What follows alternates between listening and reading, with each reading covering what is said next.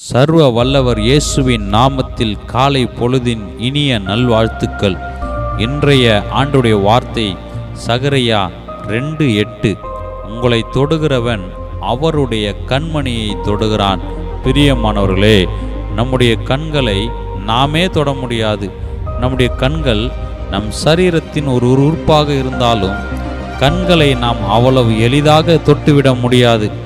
இமைகள் அதற்கு அவ்வளவு எளிதாக அனுமதி கொடுப்பதில்லை. இது ஆண்டவரின் அருமையான படைப்பு. கண்ணை தொடுவது அவ்வளவு எளிதல்ல. கண்ணின் மையத்தில் மணி போன்று காட்சியளிக்கும் கண்மணியை எப்படி தொட முடியும்? யோசித்து பாருங்கள். மனித கண்களுக்கு அவ்வளவு பாதுகாப்பு என்றால் ஆண்டவர் சொல்கிறார், உங்களை தொடுகிறவன் தெய்வத்தின் கண்மணியை தொடுகிறானாம். இதை யோசித்தாலே கர்த்தர் எந்த அளவுக்கு நம்மை பாதுகாக்கிறார், நம் ஜீவனை எப்படி காக்கிறார் என்பது புரியும். சொல்ல வார்த்தைகளே இல்லை. கர்த்தருடைய அனுமதி இல்லாமல் உன்மேல் ஒருவரும் கை போட முடியாது. நமக்கு விரோதமாய் செயல்படும் ஆயுதங்கள் வாய்க்க விடவே மாட்டார்.